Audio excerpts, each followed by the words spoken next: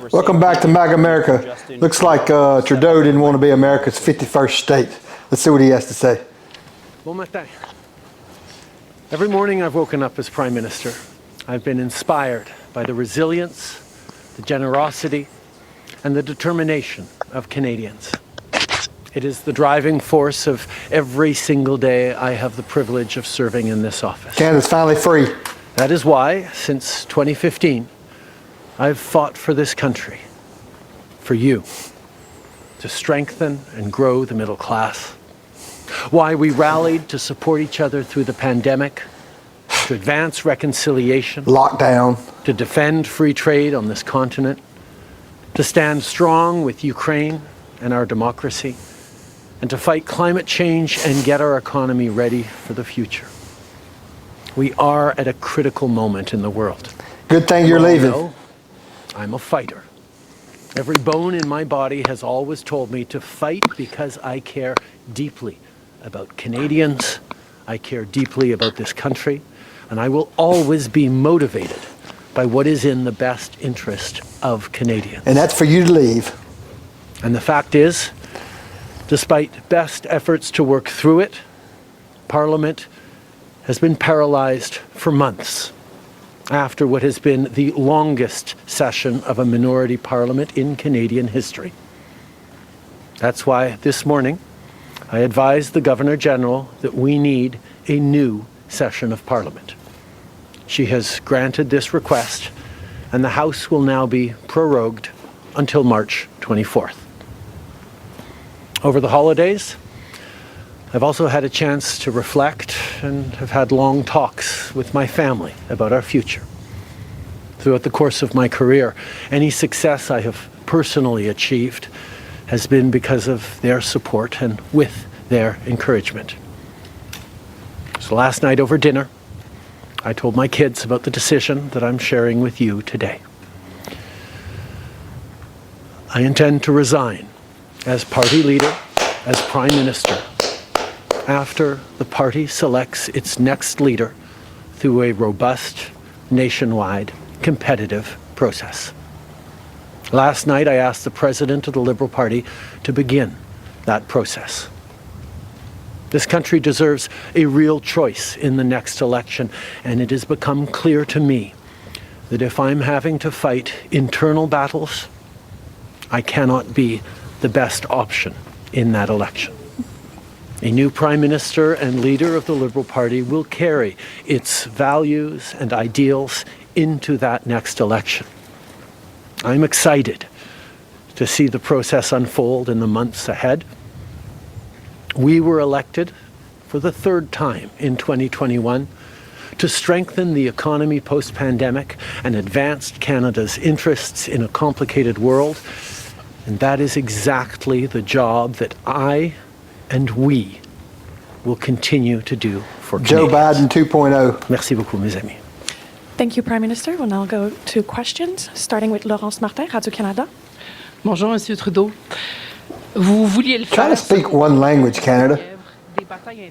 Right, I want to bring in Let's see what CNN has to in say. Ottawa. We also have Jeff Zeleny standing by for us in West Palm Beach. Paulo, first to you, though. I mean, here you have Justin Trudeau stepping down, resigning as the leader of the Liberal Party in Canada. He's been at the helm there for 11 years. Is this a case of Trudeau jumping before he's pushed? Absolutely, 100%. And he basically said so in the last few moments there that we heard from him. He said, look, I can't possibly fight what will be an incredibly difficult election campaign for a government that's almost a decade old if I have to continually fight these internal battles. It's like Joe Biden. There have been a long list of scandals as well as some achievements that he outlined there. But again, so many members of his own government coming to him and saying, we don't believe that you can beat Conservative Party leader Pierre Poilievre in the next election, an election that has to be held by the end of the year. And Pam, as I've been saying all morning, stop me when this sounds familiar. This really leaves his party in a tough squeeze. The polls already indicate that they are more than 20 percentage points behind, and now they're going to have this succession battle, and it will be rough with a lot of different people putting their hat in the ring. In the meantime, you have President-elect Trump coming into office, I don't have to remind you, in 2 weeks, threatening 25% tariffs on all Canadian goods imported into the United States. It is a tall order by any stretch. He will stay to be a so-called caretaker prime minister, but also Parliament will not be sitting, and that'll be interesting because it means that no government business can basically get done. It's really just governing on an emergency basis, if you will. Again, a lot of moving parts here. I will add to all of this. Canada just assumed the G7 presidency at the beginning of 2025. G7 meeting supposed to happen in Alberta, Canada in June. A lot on the plate here. And the Prime Minister really putting a personal touch on this, saying that, look, I had a discussion with my 3 children at dinner last night, and that's when I made the decision, something we all know he did not want to do. Jeff, to bring you in on this, it wasn't that long ago. It was November 29th, where Trudeau met with Donald Trump at Mar-a-Lago. Kiss the rain. We have seen Trump belittle Trudeau, right? I mean, he posted on Truth Social that he was the governor of the great state Governor of Canada. Trudeau. You know, they've had a tumultuous relationship over the years, and now you have Trudeau resigning as the leader of the Liberal Party in Canada. Certainly an extraordinary move, and one that was likely not on the mindset of the Prime Minister as he traveled down just in the weeks after the election.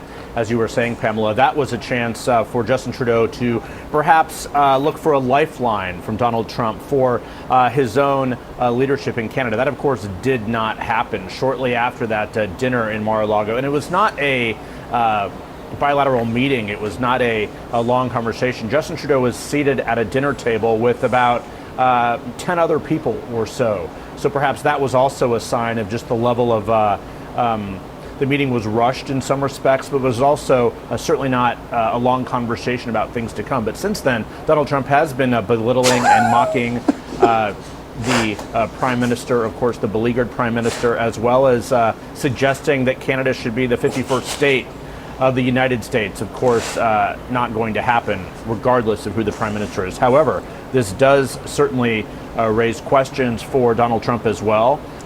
Will he try and involve himself in the elections in Canada? I'm sure he will. Deal with this caretaker government? Do the tariffs he has proposed actually go through? We shall see.